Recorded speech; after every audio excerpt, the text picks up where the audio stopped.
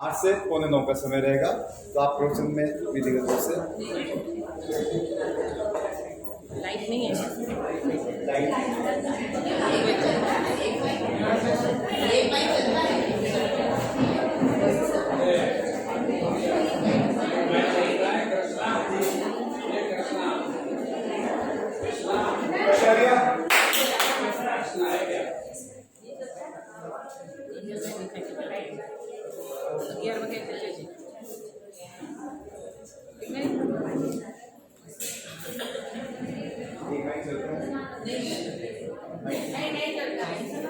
कोई बात नहीं, सब शांति से सुनो।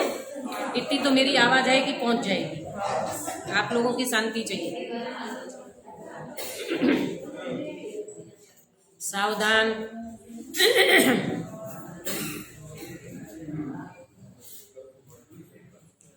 नमो अरहंताणं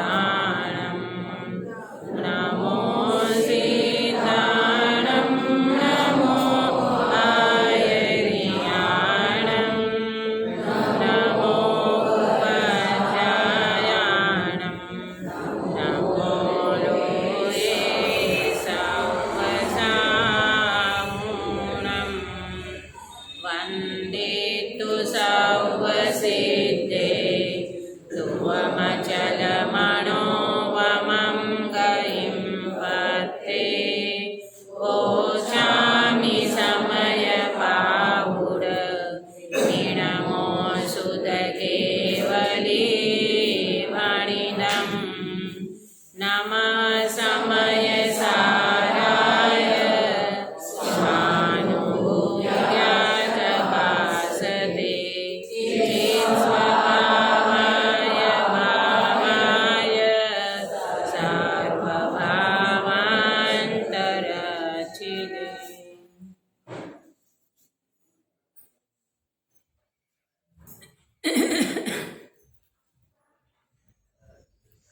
समय सार जी परमागम विराजमान है। कर्ता कर्म की अधिकार की पहली 2 गाथा जो हैं उसके ऊपर हमारी चर्चा चल रही थी। हम हिंदी पाठ करते हुए चर्चा को आगे बढ़ाएंगे और आज 2 गाथा को पूर्ण करेंगे। ठीक है, आप लोगों को आता हो तो ये हरिगीत का पाठ बोलना। रे आत्मयाश्रव का जहाँ तक भेद जीव जाने नहीं, क्रोधादि में स्थिति हो यह अज्ञानी ऐसे जीव की जीववर्तता क्रोधादि में तब कर्म संचय हो है। सर्वज्ञ ने निश्चय कहायों बंद होता जीव के। एकदम हरि गीत का पाठ करो और बिल्कुल बात समझ में आ जाए ऐसी है। बच्चों जैसी बताया इसमें हरि गीत के पाठ में क्या कह रहे हैं कि आत्मा और आश्रव समझना बेटा, है ना। क्या नाम है आपका बेटा? प्रियल। प्रियल, कल बच्ची से मैंने बात की, मुझे बहुत अच्छा लगा। लंदन जैसे क्षेत्र में रहते हुए इन बच्ची ने कभी अभक्ष का सेवन नहीं किया, आलू प्याज का सेवन नहीं किया, और लंदन जैसे क्षेत्र में रहते हुए, इसलिए तो कहते हैं 18,000 वर्ष जो जिन शासन चलने वाला है और इन बच्चों के आधार से चलेगा। अपन तो अभी बुढ़ापे की ओर जा रहे हैं, क्यों भाई जी, है ना। तो कहने का मतलब ये है कि बहुत अच्छी तरह से इन बातों को अगर इन बच्चों के अंदर में बैठ जाए तो वास्तव में यही धर्म का आगे प्रभावना का कार्य करेंगे, प्रचार प्रसार करेंगे। क्या बात है, आत्मा और आश्रव ये 2 चीज अलग है कि एक है? पहले नक्की करो, अलग है। आत्मा कौन है? मैं हूं। आश्रव माने क्या? मोह राग द्वेष के परिणाम, क्रोधादि के परिणाम, रागादि के परिणाम, ये दोनों के बीच में क्या है? अंतर है, भेद है ना। तो अज्ञानी क्या करता है? ये भेद को जानता नहीं है। ठीक है, जानता नहीं है तो फिर उसमें प्रवृत्ति करता है। किसमें प्रवृत्ति करता है? क्रोधादि भावों में प्रवृत्ति करता है। इसको यहाँ कहा कि कर्ता कर्म की प्रवृत्ति उनकी होती रहती है। क्यों? क्योंकि जब जीव को एक बात को समझना, जब जीव को अपने ज्ञान स्वभाव का भान नहीं है, अपने आत्मा का भान नहीं है, तो वो व्यक्ति अन्य भाव में प्रवर्तन करेगा ना, क्रोधादि भाव में प्रवर्तन करेगा ना। तो ये क्रोधादि भाव में प्रवर्तन करता है, और ये क्रोधादि भाव में प्रवर्तन कब से कर रहा है? अनादि से कर रहा है। कब तक करेगा? अनंत काल। हाँ, ये आंसर तो आपका आएगा ही नहीं। अभ्यासी जीवो और भाई जी जैसे, और हमारी आदरणीय राजकुमारी दीदी जैसे, और हमारी क्या नाम है आपका, मालती बेन, और ऐसे स्वाध्याय हमारे पंडित जी हैं। अब वो पंडित जी तो दिख ही नहीं रहे हैं जो पहले दिन प्रवचन सुना था, नीलेश भाई क्या नाम है उनका, है ना वो, और अभी हमारे अभिषेक भैया गए। भाई ये तो वास्तव में देखा जाए तो विद्वानों की नगरी है ना। कहने का मतलब ये है कि अनादि से अगर ये आत्मा ये आश्रमों का भेद को नहीं जानेगा, उनके लक्षण को नहीं जानेगा, उनके अंतर को नहीं जानेगा, तो वो क्या गलती करेगा? क्रोधादि भाव को अपना भाव समझ लेगा, क्रोधादि भाव में कर्तत्व करेगा, और कर्तत्व करता हुआ एक कर्ता कर्म की जो प्रवृत्ति है, वो कर्ता कर्म की प्रवृत्ति उनकी चलती चली जाएगी। पर अब ऐसा नहीं करना है। हमें तो सर्वज्ञ भगवान मिले, वितरागी देव शास्त्र गुरु मिले हैं, हमारे पंच परमेष्ठी भगवान मिले हैं, सनाबद जैसे मंदिर जी में ऐसे भगवान विराजमान हैं। मैं तो आके दर्शन करते ही न्याल हो गई। मैंने वीडियो में भगवान देखे थे, वीडियो में मैंने दर्शन किए थे, पर अब जब प्रत्यक्ष आने का हुआ तो ऐसा लगा कि प्रत्यक्ष की तो बात ही कुछ और होती है। देखो, जिस जीव को काम करना होता है ना, अपना काम करना होता है, तो इतना सा निमित्त बस हो जाता है। ये सम्यक दर्शन में भगवान की प्रतिमा निमित्त क्यों बनती है? अरे प्रभु जी की प्रतिमा को देख करके ये जीव अपने में चैतन्य मुद्रा देख लेता है। तभी तो हमारे आदरणीय बड़े पंडित साहब की वो भक्ति बहुत लोगों के कंठस्थ भी होगी। कैसी सुंदर जिन प्रतिमा है, कैसा सुंदर है जिन रूप, जिसे देखते सहज दिखता सबसे सुंदर आत्मा स्वरूप है। ये भगवान की प्रतिमा को देखते हुए अपना चैतन्य मुद्रा, अपनी चैतन्य प्रतिमा ये वास्तव में अनुभव में आ जाए, ऐसे ये भगवान हमारे लिए वास्तव में सम्यक दर्शन में निमित्त बनते हैं। तो बात ये चल रही है कि भाई अनादि काल की ये कर्ता कर्म की जो प्रवृत्ति चल रही है, तू क्रोधादि भाव को अपना मान रहा है, रागादि भाव को अपना मान रहा है, और उसमें ये जीव कर्तत्व करता है, तो क्या होता है? उससे कर्मों का बंध होता है, और कर्मों का बंध होने से जीव चतुर गति रूप संसार में क्या करता है? भ्रमण करता है। अब यहाँ पर टीका में अमरचंद्र आचार्य देव ने 3 प्रकार के संबंध की बात करी है। कौन से 3 प्रकार के संबंध? कल मैंने बताया था।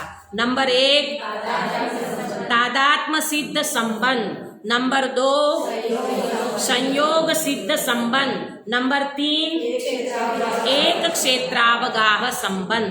बराबर। अब देखो, परीक्षा तो सबकी है यहाँ पर, है ना। लाइट गई है तो आपको बिना माइक से सुनने का थोड़ा वो आदत पड़ जाती है ना, बड़ी आवाज की, और माइक के कारण मेरी आवाज में भरोसा करती हूँ कि यहाँ तक तो पहुँचती होगी, पहुँच रही है। हाँ, तो आपको सुनने का भी सही रहेगा। देखो, 3 प्रकार का संबंध। पहला बताया तादात्म्य सिद्ध संबंध। हमने एग्जाम्पल में क्या लिया था? अब ये बच्चे बैठे हैं, अब जो हमारी प्रियल है, ऐसी बच्चियां बैठी हो, तो उनको ये लगे कि ये तो हमको शास्त्रीय भाषा समझ में नहीं आएगी। ये तादात्म्य सिद्ध संबंध क्या होता है? इंग्लिश का जमाना चल रहा है, आप इंग्लिश में कुछ बोलो तो समझ में आवे, इंग्लिश यहाँ आ नहीं रही है, तो हमको आपको इजी करके समझाने का मैं प्रयास करूंगी। तादात्म्य सिद्ध संबंध का मतलब क्या होता है कि एक के बिना दूसरा नहीं होता, वो एक रूप होता है। जैसे शक्कर और शक्कर की मिठास। हाँ, ये आपके बेटे का क्या नाम है बेटा आपका? स्वयं है ना, जो बेंगलोर से आया है। हाँ, स्वयं। शक्कर और शक्कर की मिठास, ये दोनों एक है कि अलग है?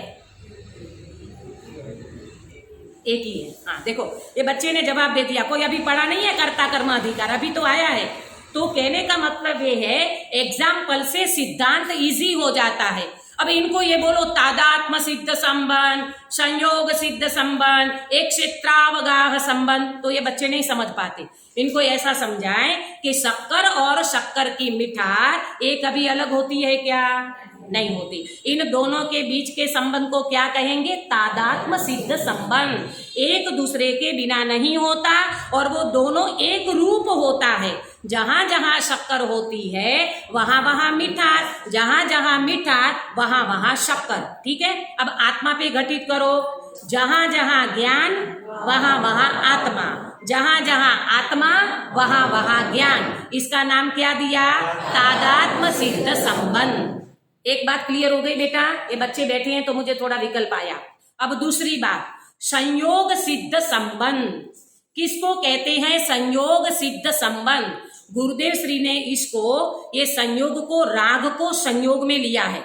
प्रवचन रत्नाकर पढ़ना, गुरुदेव श्री ने राग को संयोग में लिया है, क्योंकि गुरुदेव श्री की जो दृष्टि थी ना, वो दृष्टि ऐसी पैनी दृष्टि थी कि गुरुदेव श्री ऐसा चाहते थे कि व्यक्ति को राग के ऊपर उनकी नजर ही ना जाए, उनका लक्ष्य ही ना जाए। जल्दी से वो व्यक्ति क्या कर ले?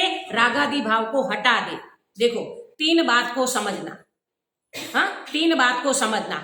जिसका होता है जन्म उसका होता है मरण, जिसका होता है संयोग, बोलो, उसका होता है वियोग, जिसका होता है उत्पाद, थोड़ी तो हेल्प कर दोगे आप मुझे, है ना? तो ये तीन बातें आपको समझ आई।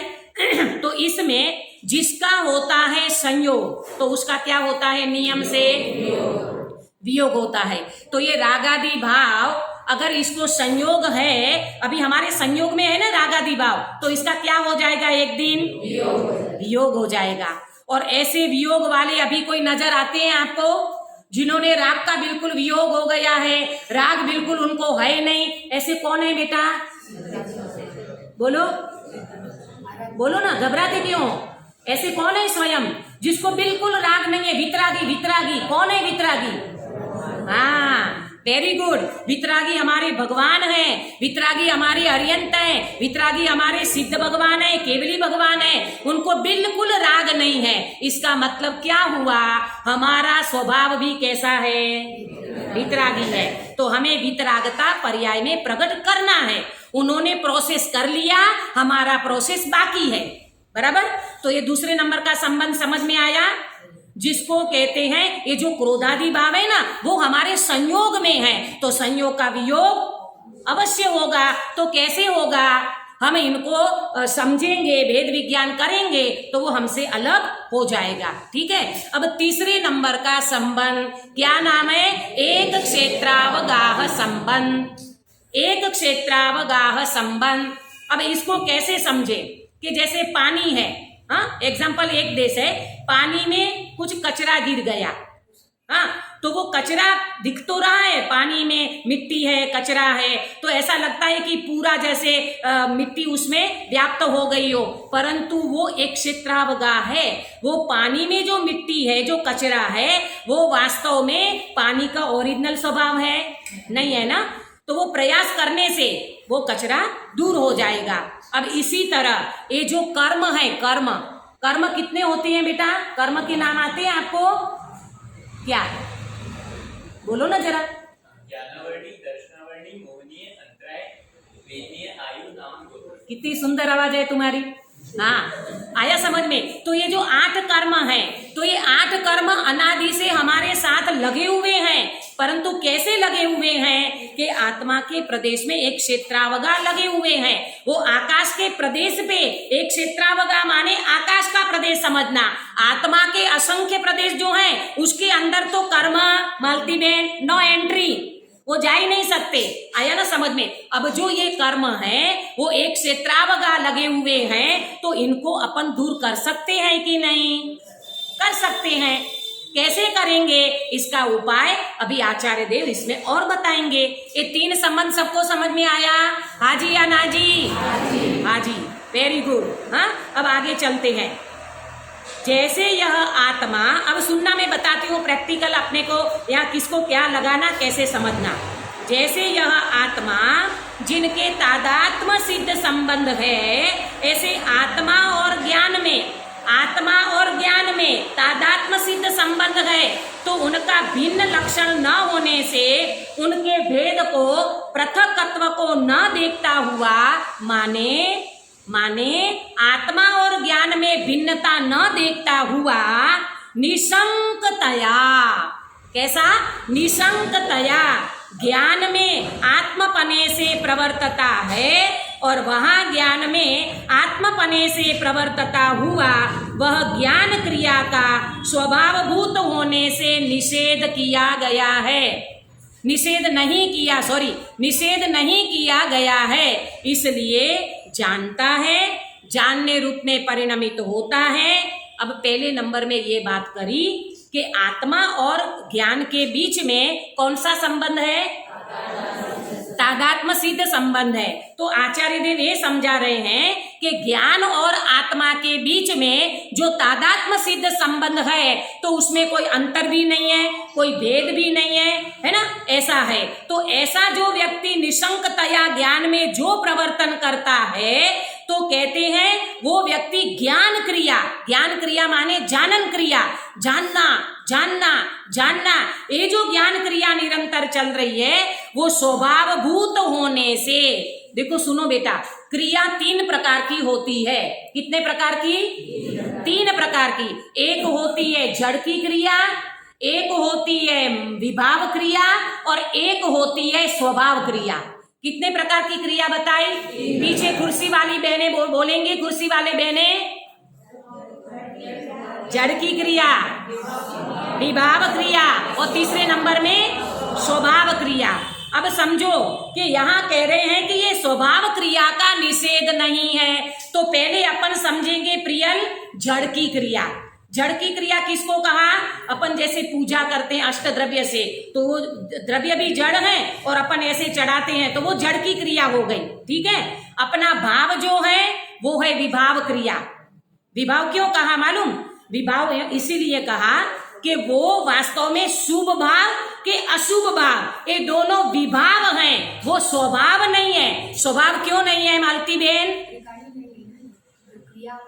आत्मा के आश्रय से जो रत्नत्रय प्रकट होते हैं, जो ज्ञान दर्शन चारित्र रूप परिणमन होता है, वो प्रकट नहीं हुआ है। ये शुभ भाव वास्तव में बंध का कारण है। गुरुदेव श्री कहते थे ना, जे भावे तीर्थंकर नाम कर्मनो बंध थाय ते भाव पण बंधनु कारण छे। हाँ, तो फिर हम भगवान को देख करके भक्ति करें, स्तुति करें और हम पूजा करके अर्घ चढ़ाएं, तो ये जो पूजा का भाव है वो विभाव है कि स्वभाव? विभाव है। तो ये हो गई विभाविक क्रिया, जो वास्तव में आत्मा की क्रिया नहीं है। एक प्रकार से जो कहते हैं वो पर्याय की बात है, त्रिकाली ध्रुव भगवान आत्मा की तो बात ही नहीं है। और तीसरे नंबर में स्वभाव क्रिया बताई। स्वभाव क्रिया माने क्या? आत्मा की क्रिया, जानन क्रिया, वो स्वभाव क्रिया है। आया ना? और जिसके आधार से जो रत्नत्रय प्रकट होंगे उससे मोक्ष मार्ग आगे बढ़ता है। तो 3 क्रिया समझ में आई बेटा आपको? एक है जड़ की क्रिया, दूसरी है विभाव क्रिया, क्रोधादि भाव, शुभ भाव, अशुभ भाव, और तीसरे नंबर में स्वभाव क्रिया, जो हमारी जानन क्रिया, ज्ञान ज्ञान ज्ञान होता रहता है ना। आप रात को सो जाते हो बेटा, नींद में स्वप्न आता है, कौन जानता है? ज्ञान जानता है तो आपके ज्ञान की क्रिया जानना जानना निरंतर चालू है कि नहीं, इसको कहा स्वभाव क्रिया। ये 3 क्रिया समझ में आ गई, 3 संबंध समझ में आ गया। अब यहाँ ये कहते हैं कि जो जीव ज्ञान और आत्मा के बीच में अंतर नहीं करता है, दोनों को एक रूप करते हुए जो प्रवर्तन करता है वो निशंकतया प्रवर्तन होता है। और ऐसे निशंकतया प्रवर्तन करने वाला जानता है, जानने रूप में परिणमित होता है। किसको जानता है और किसमें परिणमित होता है? अपने स्वभाव को जानता है, स्वभाव रूप परिणमित होता है। देखो एक बात को सुनना, एक बात को सुनना, अभी तक हम जानन रूप जानना तो हमारे अंदर में हो रहा है, हा? जानना तो हमारे अंदर में हो रहा है, परंतु हम किसको जानते हैं? पर द्रव्य को जानते हैं, ज्ञेयों को जानते हैं और उसमें हम प्रवर्तन करते हैं, तो अभी उसकी मना करेंगे। लेकिन जो जीव ऐसा प्रयास करता है, कैसा प्रयास करता है कि अपने ज्ञान और आत्मा इन दोनों को अभेद माने तादात्म्य करता हुआ, स्वभावभूत क्रिया को लेता हुआ अपने ज्ञान स्वभाव में प्रवर्तन करता है, तो वो व्यक्ति वास्तव में मोक्ष मार्गी बनता है। एक बात समझ में आ गई, तादात्म्य सिद्ध संबंध में आ गया। अब क्रोधादि की बात करेंगे। अब हमारी प्रॉब्लम वर्तमान में कहाँ चल रही है मालती बेन? इसी प्रकार जब तक यह आत्मा जिन्हें संयोग सिद्ध संबंध है, ऐसे आत्मा और क्रोधादि आश्रवों में भी अपने अज्ञान भाव से विशेष न जानता हुआ, उनके भेद को नहीं देखता, तब तक निशंकतया क्रोधादि में अपने पने से प्रवर्तन करता है और वहां प्रवर्तन करता हुआ क्रोधादि क्रिया प्रभाव भूत होने से निषेध किया गया है। अब एक मैं एग्जाम्पल दूंगी, आपको बहुत जल्दी समझ में आ जाएगा। एग्जाम्पल ऐसा है, एक होता है अपना घर और एक होता है पड़ोसी का घर। सुनाई दे रहा है सबको? हाँ, 2 घर कौन सा बताया? एक होता है अपना घर और एक होता है पड़ोसी का घर, बराबर? मुझे जवाब देना, आप अपने घर में नॉक लगा करके जाते हो कि अपने घर में निशंकतया प्रवेश करते हो? क्यों? मेरा घर है, ये तो मेरा घर है, मेरे घर में तो मैं निशंकतया चला जाता हूं, वहां अपन नॉक नहीं करते, है ना? चले जाते, दरवाजा खुला है, गए अपने घर में, निशंकतया व्यक्ति अपने घर में तो चला जाता है। परंतु पड़ोसी के घर में अगर जाना हो तो क्या करते हो बेटा? नॉक करते हो, डोरबेल बजाते हो, आए कि नहीं, क्या बोलते? नो एडमिशन विदाउट, अरे सॉरी, क्या बोलते उसको? हाँ, परमिशन के बिना, परवानगी के बिना अंदर एंट्री नहीं कर सकते। ये किसके घर के लिए बात है? पड़ोसी के घर के लिए। ऐसे यहाँ समझना, निशंकतया कहाँ प्रवेश कर सकते हैं अपन? अपने निज घर में, अपने चैतन्य घर में। और यहाँ पड़ोसी का घर माने यहाँ परघर की बात है। क्रोधादि भाव परघर हैं, क्रोधादि भाव अपना निज घर नहीं है, लेकिन हमारी अनादिकाल की कुटेव पड़ी हुई है, अध्यास पड़ा हुआ है, विभाव भाव पड़ा हुआ है, जिसके कारण क्रोधादि भाव में भी कैसे प्रवर्तन करता है? निशंकतया। क्या बोला? निशंकतया प्रवर्तन करता है। देखो कई बार मालूम अपन बोलते भी ऐसा है। कैसे बोलते हैं? मेरा क्रोध आपने देखा नहीं होगा, मुझे जब गुस्सा आती है तब मैं किसी को नहीं बच सकता। ये क्या है? ये क्या है? ये प्रभाव है कि नहीं? ये विभाव है कि नहीं?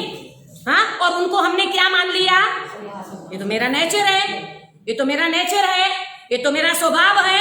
मैं जब गुस्से में आऊं तब देख लो मेरा गुस्सा कैसा होता है। मेरा गुस्सा, मैं गुस्सा करने वाला, ये किसको अपना माना? ये पर भाव को जीव ने अपना माना और ये क्रोधादि भाव को जीव अपना स्वभाव मान लिया और उसमें ये प्रवर्तन करता है, निशंकतया प्रवर्तन करता है। किसके कारण? ज्ञान के कारण कि अज्ञानता के कारण? वाह रे वाह, आप कितना अच्छा रिस्पांस दे रहे हो। मुझे लगता था बिना माइक से आज प्रवचन फेल हो जाएगा, लेकिन हमारे भाई जी की भी आवाज इतनी जबरदस्त सुनी है हमने। आज भी सुन रहे हैं, इतनी जोरदार आवाज। कितने साल के हो गए? 85? इतने समय से मुझे भाई जी का बुढ़ापा नजर नहीं आता था। अब लगते हैं, शरीर से तो लगता है, लेकिन आज अंदर में उनकी जवानी तो वैसी की वैसी नजर आती है जो 25 साल पहले हमने देखा है। आया समझ में? कहने का मतलब ये है कि जिस जीव को जिसकी रुचि होती है ना, वो तुरंत व्यक्ति समझ लेता है, पकड़ लेता है। वहां गर्मी भी नहीं लगती, वहां पंखे की जरूरत भी नहीं लगती, वहां माइक की जरूरत भी नहीं लगती। अपना उपयोग लगना चाहिए। क्यों बेटा? है ना, अपना उपयोग लगना चाहिए। तो 2 बात हो गई। एक हो गई स्वभाव क्रिया वाली बात, एक हुई विभाव क्रिया वाली बात। अब यहाँ कहते हैं ये क्रोधादि भाव में जो कर्ता कर्म की प्रवृत्ति कब से हो रही है? अनादि से हो रही है। और अज्ञानता के कारण वो निशंकतया काय में प्रवर्तन करता है? क्रोधादि भावों में। काय में प्रवर्तन करता है? रागादि भावों में। मैं रागी, मैं क्रोधी, मैं पापी। बोलो, 24 घंटे में ये व्यक्ति को मैं आत्मा हूं, मैं ज्ञान स्वभावी भगवान आत्मा हूं, ये याद आता है? नहीं आता ना? तो क्या याद आता है? 24 घंटा फीलिंग में क्या रहता है? क्रोधादि भाव, विकारी भाव, मोह आदि भाव, यही रहता है। आचार्य देव कहते ऐसे निशंकतया प्रवर्तन करोगे तो उससे होगा क्या कि ये क्रोधादि भाव तो परभाव है, इसका तो निषेध किया है, ये स्वभाव भूत नहीं है। इसीलिए जो क्रोध रूप परिणमता है, मोह रूप परिणमता है, राग रूप परिणमता है, वो वास्तव में अज्ञानी है। अब देखो, अब यहाँ जो यह आत्मा अपने अज्ञान भाव से, किसके? ये अज्ञान भाव किसने कराया? क्रोध कर्म ने कराया, निमित्त ने कराया, संयोग से हुआ, अपने अज्ञान भाव से। जीव ने स्वयं ने अज्ञान खड़ा किया है। हाँ, ज्ञान भवन मात्र, इतनी सुंदर है टीका। ज्ञान भवन मात्र, देखो एक एक शब्द को पढ़ो तो समझ में आता है। ज्ञान भवन मात्र, भवन माने परिणमन, भवन माने परिणमन, परिणमन होना। अगर यहाँ ज्ञान भवन शब्द ना लिखते ना तो सांख्य मत सिद्ध हो जाता। भाई जी, सांख्य मत सिद्ध हो जाता। क्यों? सांख्य मत क्या मानता है? हाँ, वेदांत कहते हैं ना जिसको, वो क्या मानते हैं? ब्रह्म सत्यम जगत मिथ्या। एक आत्मा ही पूरे ब्रह्मांड में व्याप्त है, वो कुटस्थ है। भगवान आत्मा कुटस्थ है, आत्मा कुटस्थ है। भगवान आत्मा की तो बात छोड़ो, आत्मा को कुटस्थ मानते हैं। हमारा जैन दर्शन आत्मा को कैसा मानता है? ज्ञान भवन। हमारा आत्मा, सुनना ध्यान से बेटा प्रियल, आत्मा बदलता भी है और टिकता भी है। टिकते हुए बदलता है, बदलते हुए टिकता है। इसका मतलब क्या? इसका मतलब क्या? उत्पाद में ध्रुव सिद्ध हो गया, उत्पाद में ध्रुव सिद्ध हो गया ना। बदलता हुआ टिकता है, टिकता हुआ बदलता है। सोने का एग्जाम्पल ले लो, एक एग्जाम्पल काफी है। सोने की लगड़ी, सोने की लगड़ी, और उस लगड़ी में से बनाया हार, चेन, अंगूठी, चूड़ियां, तो ये क्या हो गया? ये बदला, परिणमा, बदला, परिणमा, चेंज हुआ। लेकिन चेंज होते हुए भी उसमें परमानेंट क्या है? बोलो बेटा, सोना सोना सोना सोना सोना। ऐसे ये भगवान आत्मा ध्रुव ध्रुव ध्रुव ध्रुव ध्रुव, और इसमें बदलता क्या है? पर्याय बदलती है। जानना जानना जानना जानना, उत्पाद व्यय, उत्पाद व्यय होता रहता है। आया समझ में? इसीलिए सुनो, अगर हम ज्ञान भवन परिणमन को अगर नहीं माने तो कहते हैं हमारा बंध सिद्ध नहीं होगा, संसार सिद्ध नहीं होगा, मोक्ष सिद्ध नहीं होगा। क्यों? बंध और मोक्ष पर्याय में होता है कि द्रव्य में? हास, सबको हास हो गया। ऐसे सम्यक दर्शन में हास करना भाई। आया ना समझ में? हाँ, अब जरा मजा आएगा नहीं सबको, लेकिन ये मजा क्षण भर की है। ये पराधीनता है, स्वाधीनता तो अपने में है। आया समझ में? लगा, उपयोग लगा। हाँ, मैं जल्दी पूरा करूंगी, 11 बजे तो मुझे पूरा करना ही करना है। अब देखो, ये जो आचार्य देव बताते हैं, ज्ञान भवन जो है ना, ये ज्ञान भवन मात्र सहज उदासीन ज्ञाता दृष्टा आत्मा इस अवस्था का त्याग करके, ओहो हमारा भगवान आत्मा अपने में परिणमन कर रहा है, जानना जानना उनका परिणमन हो रहा है, ऐसी सहज उदासीन अवस्था, उदासीन माने मुंह लटका करके बैठना वो नहीं, उदासीन अवस्था का मतलब ये है कि अकर्ता स्वभाव, ज्ञाता दृष्टा स्वभाव ऐसा हो करके, है तो हमारा स्वभाव ऐसा, पर इनका त्याग करके क्या करता है जीव, अज्ञान भवन रूप व्यापार अर्थात क्रोधादि व्यापार रूप प्रवर्तमान होता हुआ प्रतिभाषित होता है, कर्ता होता है, और ज्ञान भवन व्यापार रूप प्रवृत्ति से भिन्न जो क्रियमाण रूप से अंतरंग में उत्पन्न होते हुए प्रतिभाषित होते हैं, ऐसे क्रोधादि के वे कर्ता के कर्म हैं। अब हमारे बच्चों को तो ये भाषा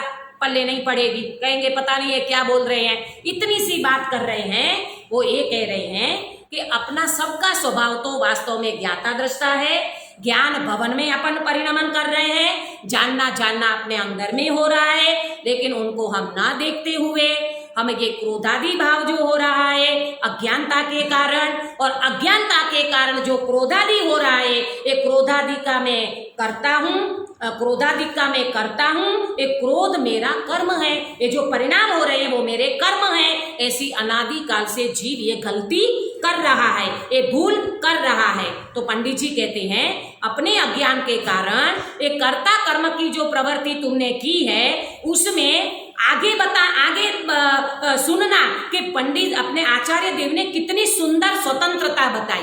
क्या बताई सुनो, क्रोधादि की प्रवृत्ति रूप परिणाम को निमित्त मात्र करके स्वयं अपने भाव से ही परिणमित होता हुआ पौद्गलिक कर्म इकट्ठा होता है। ये तो पढ़ करके इतना ऐसा लगता है कि गुरुदेव श्री को अपन रहस्य का उद्घाटन करा, ये जो कहते हैं ना, ये अपन ऐसे टीका पढ़े तो समझ में नहीं आता। ये गुरुदेव श्री ने इसके ऊपर जो प्रवचन किए हैं, कमाल कर दिया वो महापुरुष ने, वास्तव में इतनी सुंदर तरीके से इन्होंने इसके ऊपर प्रवचन किए हैं। क्या कहा मालूम, आज तक हम ये समझ रहे थे कि जीव कर्म बांधता है, जीव कर्म बांधता है, यहां कर्म की भी स्वतंत्रता बताई। क्या स्वतंत्रता बताई, परिणाम को निमित्त मात्र करके स्वयं अपने भाव से ही परिणमित होता हुआ पौद्गलिक कर्म इकट्ठा होता है। ये कर्म बंध कैसे होता है, कर्म बंध भी अपने सत्कारक से होता है, स्वयं अपने कर्म अपने कार्य रूप परिणमित होता है, तो फिर जीव का भाव निमित्त मात्र होता है। इसीलिए तो गुरुदेव श्री ने 45 साल तक ये मेहनत की है हमारे लोगों के पीछे। श्वेतांबर भी कर्म कर रहे थे, और यहाँ दिगंबर में आए तो यहाँ भी कर्म रुलाते, कर्म सुलाते, कर्म ये कराते, कर्म। गुरुदेव श्री बोले ये बात बिल्कुल गलत है। गणेश प्रसाद वर्णी जी के साथ ईसरी में जब ये चर्चा हुई थी, और उन्होंने एक बात कही थी गणेश प्रसाद वर्णी जी ने, कि कर्म विकार कराता है, कर्म से विकार होता है। गुरुदेव श्री बोले बिल्कुल ठीक नहीं है। कौन सी गाथा निकाल करके दिखाई, 85 गाय की 62 नंबर की गाथा। तुरंत गुरुदेव श्री बोले जिनका इतना स्वाध्याय, और गुरुदेव श्री बोले कि वर्णी जी ये बात बैठती नहीं है। तो मैं आपको बताऊं, आगम को निकाल करके 62 नंबर की गाथा में बताया कि विकार होता है वो जीव की योग्यता से होता है, और कर्म का उदय उस समय निमित्त होता है। देखो बेटा, मैं आपको समझाऊं, आपको गुस्सा आया, समझना बहुत जल्दी बैठ जाएगा।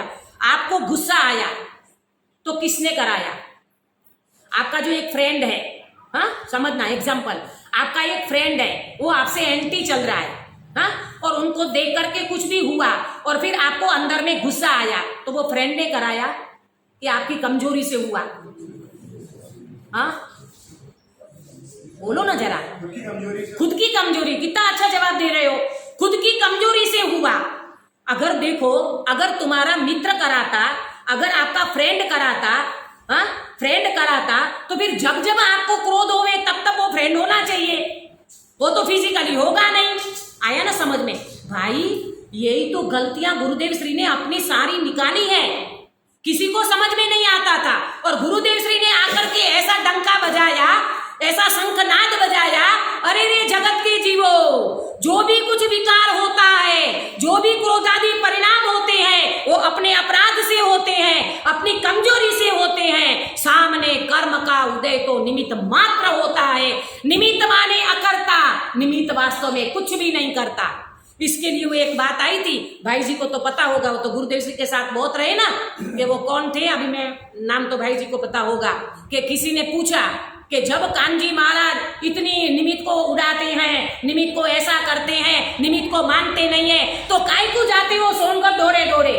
इतनी गर्मी में 18 और 20 दिन का जो शिविर चलता था, तो उसमें दौड़े दौड़े क्यों जाते हो? कोई सौराष्ट्र का भाई था मेरे ख्याल से, हाँ। तो उन्होंने जवाब दिया, हम ये पक्का करने को जाते हैं कि निमित्त वास्तव में कुछ नहीं करता। क्या क्या पक्का करने जाते हैं? निमित्त वास्तव में अकर्ता है, निमित्त वास्तव में कुछ नहीं करता, ये पक्का करने के लिए हम जाते हैं।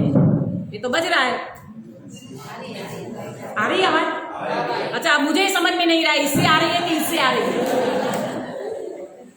चलो, तो बात समझ में आई कि यहाँ पर ये बता रहे हैं कि कर्म अपनी योग्यता से बंधते हैं, जीव का भाव तो निमित्त मात्र होता है। तो निमित्त तो हमारे यहाँ कर्ता बताया, निमित्त तो वास्तव में कुछ भी नहीं करता है। अब सुनो, इस प्रकार जीव और पुद्गल का परस्पर अवगाह जिसका लक्षण है, अवगाह माने वो जगह को एक क्षेत्र में रहा हुआ है उसको कहा, ऐसा संबंध रूप बंध सिद्ध होता है।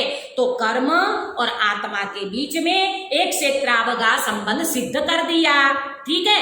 अब कहते हैं अनेकात्मक होने पर भी अनादि एक प्रवाहपना होने से जिसमें से इतरेतराश्रय दोष दूर हो गया है, ऐसा वह बंध कर्ता कर्म की प्रवृत्ति का निमित्त जो अज्ञान उसका निमित्त है। अब ये थोड़ी पले पड़े ऐसे, मैं एक एग्जांपल दूंगी। इसमें एक बात ये बताई कि भाई ये जो आप कह रहे हो ना कि ये कर्म बंधता है, कर्म बंधता है, देखो कर्ता कर्म की प्रवृत्ति अनादि से चल रही है, हाँ? अनादि से जीव ये क्रोधादि भाव कर रहा है, ठीक है। अब ये क्रोधादि भाव कर रहा है और यहाँ कर्म बंधता है, हाँ? और फिर वो जीव इसी तरह ये प्रवाकम चलता रहेगा, तो बोले इतने तराश्रय दोष नहीं लगेगा। अब हमारे बच्चों को कैसे समझ में आवे? जैसे हमें आपकी इंग्लिश समझ में नहीं आती, आपको इतने तराश्रय समझ में आया? नहीं आया? मैं बताऊं, इतरे तराश्रय दोष माने क्या? हमारी स्वाध्याय महिलाओं को, भाइयों को, विद्वानों को तो समझ में आ गया। इतरे तराश्रय दोष का मतलब आप समझो ऐसा है, देखना, ये है ए और ए है बी, ए से बी, बी से ए, ए से बी, बी से ए, इसको कहते हैं इतरे तराश्रय दोष। इससे ये, फिर इससे ये, हाँ, इसको तो कहेंगे दोष। दूसरा एग्जाम्पल, बीज से वृक्ष, फिर वृक्ष से ये ही बीज, तो माना जाएगा इतरे तराश्रय दोष। पर बेटा मैं आपसे पूछती हूँ, बीज में से वृक्ष हुआ, फिर वृक्ष जो हुआ उसका जो ये जो वृक्ष हुआ, तो ये वृक्ष में जो बीज आया, तो वो बीज ये वाला आएगा कि नया आएगा? नया आएगा। बस इतनी सी बात समझाना है। आम का पेड़ होता है ना, उसकी गुठली होती है, वो गुठली को आपने बोया, उसमें से क्या आया? पेड़ आया, उसमें ऊपर क्या आया? आम आया। तो वो जो आम आया, वो जो आम आया, वो जो वो गुठली है, फिर से वो गुठली से आया, वो जो आम आया, अब उनको बोएंगे तो नया आम आएगा ना। मेरा जरा बोलने में ठीक नहीं हुआ ना शब्द? हाँ, नई गुठली से नया नया आम आता जाएगा ना, कोई उससे वो पहला वाला तो नहीं आएगा ना। इसको कहते हैं इतरे तराश्रय दोष। एक एग्जाम्पल, रामू का घर कहाँ है? बोले श्यामू के घर के सामने। श्यामू का घर कहाँ है? बोले रामू के घर के सामने। दोनों का घर कहाँ है? बोले आमने सामने। कब पहुंचोगे रामू के घर? इसको कहते हैं इतरे तराश्रय दोष। भाई हमको कोई सही ठिकाना बताओ ना, सही एड्रेस बताओ ना। तो कहते हैं अब यहाँ सिद्धांत पे चलो, द्रव्य कर्म से भाव कर्म। द्रव्य कर्म माने क्या? द्रव्य कर्म माने 8 कर्म जो है ना वो द्रव्य कर्म। द्रव्य कर्म से भाव कर्म, फिर भाव कर्म से वो ही द्रव्य कर्म होता है कि नया नया बंद होगा ना। ये देखो, ये 3 उंगली समझो, ये है द्रव्य कर्म उदय, द्रव्य कर्म का उदय आया। जीव ने क्या किया? भाव कर्म माने मोह राग द्वेष के परिणाम किया। अब ये जो मोह राग द्वेष के परिणाम किए, इनसे नया द्रव्य बंद होगा ना, नया कर्म बंधेगा कि ये वाला? हाँ, ये नया कर्म बंधता है। फिर इसी तरह अनादि से ये श्रृंखला चलती आती है, चलती आ रही है, तो इतरे तराश्रय दोष नहीं लगता। अब मुझे आपको ये समझाना है कि ये जो पूर्व कर्म का जो उदय आया, उससे जीव ने जो राग द्वेष के परिणाम किए, अब यहाँ पर अपने को अभ्यास करना है। मल्टीवेट क्या अभ्यास करेंगे? ये जो कर्म का उदय आया ना, इसमें अपने को भेद विज्ञान करना है। क्या भेद विज्ञान करना है? कर्म का उदय अलग है, मेरा ज्ञान स्वभाव अलग है। कर्म का उदय मुझे छूता नहीं है, चाहे जैसा भी उदय आ जाए, मेरे भगवान आत्मा में, मेरे उपयोग स्वरूपी आत्मा में वास्तव में कुछ भी नहीं है। ऐसा अभ्यास करेगा तो यहाँ पर जो अभी मोह राग द्वेष के परिणाम होते थे, ये क्या हो जाएंगे? ये बंद हो जाएंगे उस समय के लिए। हाँ, तो फिर नया कर्म नहीं बंधेगा। तो इसी तरह से ये जीव कर्ता कर्म की प्रवृत्ति को रोक सकता है, माने वो प्रवृत्ति अटक सकती है। आप सबको समझ में आया कि नहीं आया? हमारा समय भी हो गया, आया समझ में? तो देखो ये जो गाथा बताई ना, बहुत इंपॉर्टेंट गाथा है। अनादिकाल से ये जीव की जो कर्ता कर्म की प्रवृत्ति चल रही है ना, अज्ञानता के कारण, तो सबसे पहले अपने को अज्ञानता का नाश करना है। किसका? अज्ञान को मिटाना है। तो अज्ञान कैसे मिटेगा? देखो बेटा, आपका एक मकान है, हाँ, आपका एक मकान है, 10 साल से बंद है। अब ये 10 साल से बंद पड़ा मकान, उसमें घोर अंधेरा है। तो उस घोर अंधेरे को दूर करने के लिए 10 साल लगेगा, 10 महीना लगेगा, 10 दिन लगेगा। बोलो कितना समय लगेगा? एग्जाम्पल तो आपको बहुत जल्दी समझ में आ जाता है। अरे दीदी क्या बड़ी बात करते हो, हम मकान में एंट्री मारी और तुरंत हमने स्विच ऑन किया और क्या हो गया? श्रीमद् राजचंद्र जी का एक आत्मसिद्धि की गाथा है। कोटि वर्ष नु स्वप्नपन जागृत तथा समाय तेम विभाव अनादिनो ज्ञान थता दूर थाय। ये गुजराती थोड़ी समझ में आती है आपको? आई? अरे वाह, देखो, कोटि वर्ष नु स्वप्नपन, बहुत करोड़ों पूर्व का, करोड़ों साल पहले का कोई स्वप्न आया हो व्यक्ति को, तो क्या होता है? नींद खुलती है और स्वप्न गायब चला जाता है। इसी तरह अज्ञान कब का है? अनादि का। कर्ता कर्म की प्रवृत्ति कब से चल रही है? अनादि से। तो अनंत काल चलनी है? नहीं, हमारा ज्ञान जागृत हुआ और क्या भागा? अज्ञान रूपी अंधकार को जाने में देर नहीं लगेगी। इतनी सुंदर चर्चा यहाँ पर की है। मैं 2-3 लाइन है, अपने जयचंद जी छाबड़ा जी ने भावार्थ लिखा है। ये आत्मा जैसे अपने ज्ञान स्वभाव रूप परिणमित होता है, उसी प्रकार जब तक क्रोधादि रूप भी परिणमित होता है, ज्ञान में और क्रोधादि में भेद नहीं जानता, तब तक उसके कर्ता कर्म की प्रवृत्ति है। क्रोधादि परिणमित होता हुआ स्वयं करता है और क्रोधादि भाव उसके कर्म है। ऐसे अनादि अज्ञान से कर्ता कर्म की प्रवृत्ति है। एक कर्ता कर्म की प्रवृत्ति से बंध है और उस बंध के निमित्त से अज्ञान है। इस प्रकार अनादि संतान प्रवाह क्रम है, इसमें इतरेतर आश्रय दोष नहीं लगता। इस प्रकार जब तक आत्मा क्रोधादि कर्म का कर्ता होकर के परिणमित होता है, तब तक कर्ता कर्म की प्रवृत्ति है और तब तक कर्म का बंध है। लेकिन हमको गाथा का सार क्या निकालना है? अबे न हमें कर्ता कर्म की प्रवृत्ति रखना है, न हमें अज्ञान रखना है, अज्ञान को हमें मिटाना है। अज्ञान को मिटाएंगे ऑटोमेटिक कर्ता कर्म की प्रवृत्ति रुक जाएगी। इसके लिए क्या करना? इसके लिए ज्ञान स्वभाव को समझना। किसको समझना? ज्ञान स्वभाव को समझना, अपनी आत्मा को समझना, द्रव्य गुण पर्याय को समझना, अपनी वस्तु की व्यवस्था को समझना, अंदर में हमारा सामर्थ्य क्या है, शक्ति, स्वभाव, गुण, धर्म, पर्याय, ये सारी चीजें अपन समझ लेंगे और उसके अकॉर्डिंग अपना भेद विज्ञान चलेगा, प्रैक्टिकल चलेगा, तो अवश्य में ज्ञान प्रकट होगा, सम्यक ज्ञान प्रकट होगा।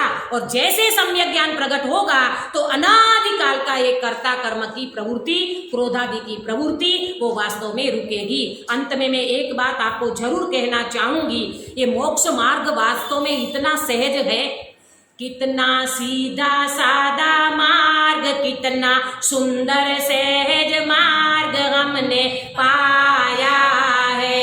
वो कितना सीधा, बोलो,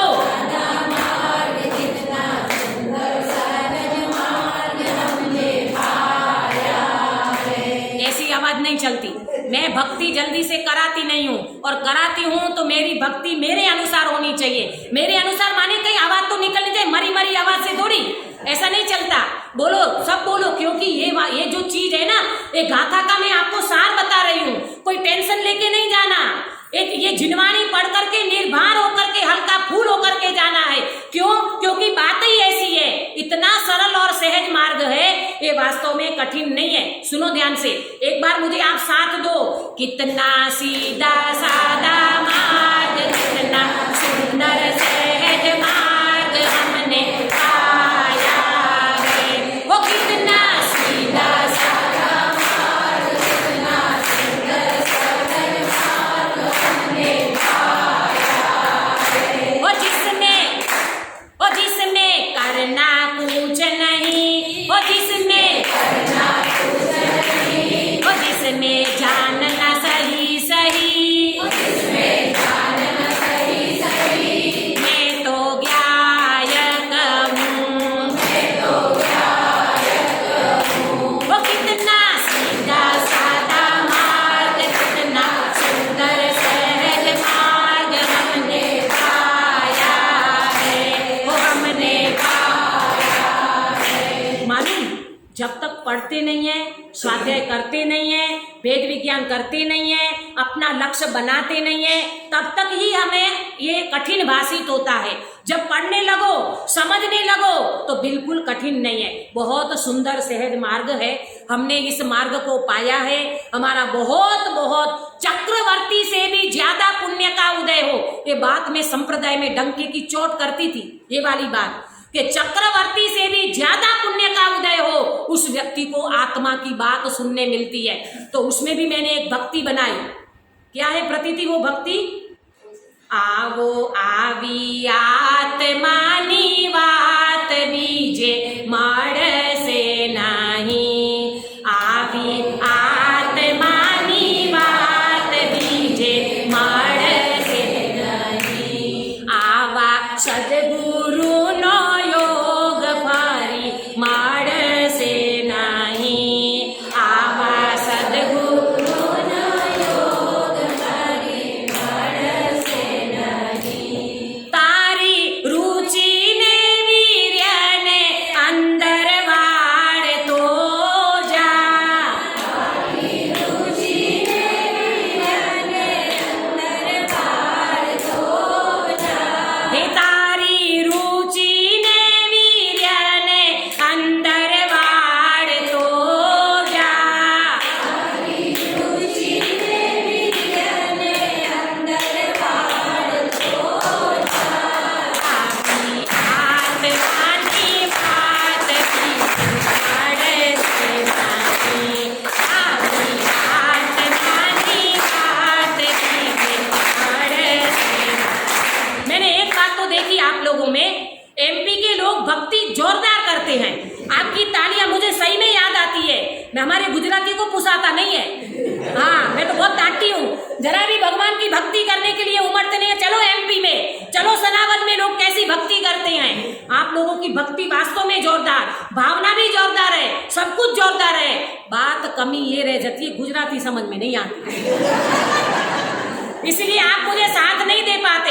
अगर भाई जी कह रहे थे ना कि दीदी को दोबारा बुलाने की, हाँ करो हाँ करो हाँ करो, अरे भाई वो तो जब होना होगा तब होगा, लेकिन थोड़ा बहुत गुजराती सीख के रखना।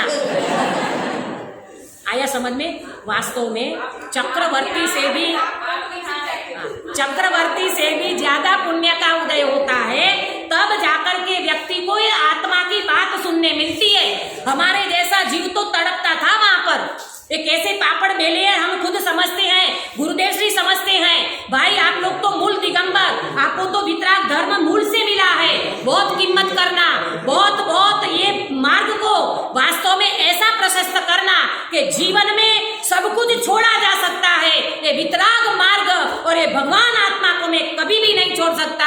ऐसा सिद्धांत जो व्यक्ति लेकर के चलेगा, उस व्यक्ति को अवश्य में रत्नत्रय प्रकट होंगे ही होंगे, इसमें कोई शंका नहीं है। हम सब ऐसे मोक्ष मार्ग को प्रशस्त करते हुए इस मार्ग में हम सिद्धालय तक पहुंचने का हमारा अपूर्व पुरुषार्थ जगाएं और हम सब सिद्धालय में मिले। यहाँ मिलना होवे नहीं होवे वो उदयाधीन है, परंतु हम सब सिद्धालय में जरूर मिलेंगे, ये बात बिल्कुल पक्की है।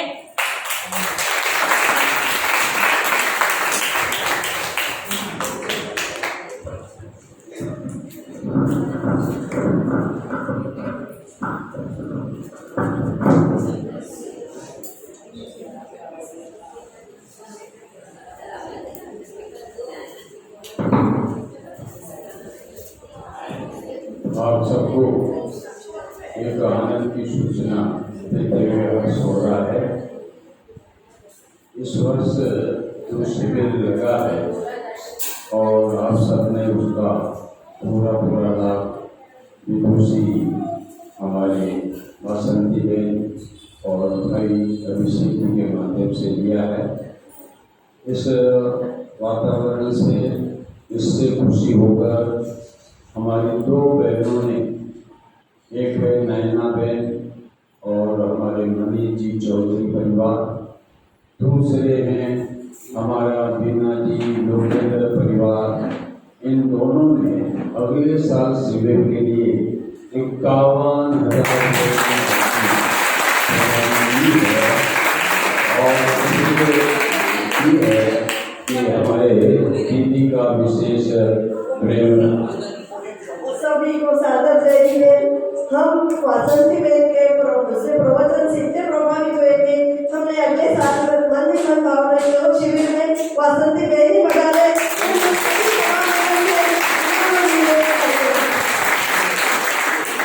देखो वासंती बहन ने आपने जब भी उन्हें आमंत्रित किया है, माना नहीं, इससे यह सिद्ध हो गया कि उनकी कौन स्वीकृति माना नहीं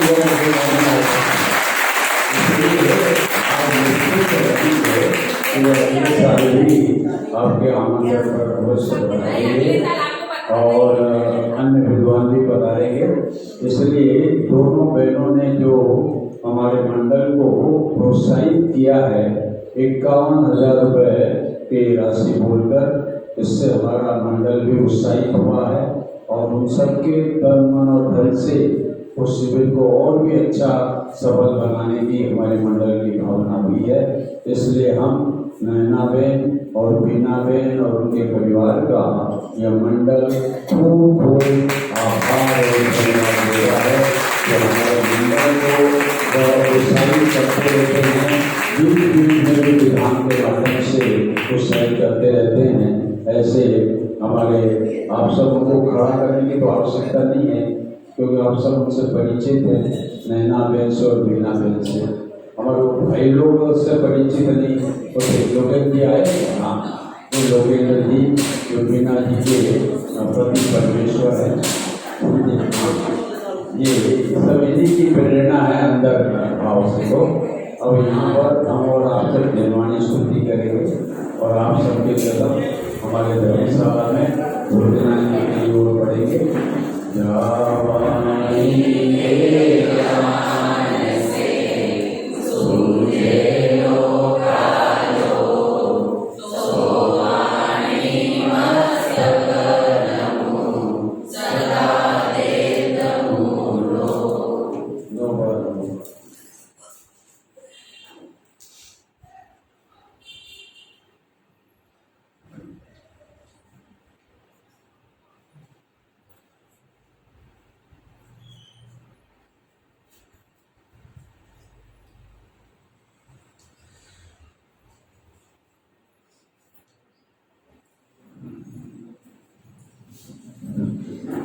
बोले तिलमणि मात की, बोलो शुद्ध पंचमी पर्व की, बोलो अक्षय तृतीया पर्व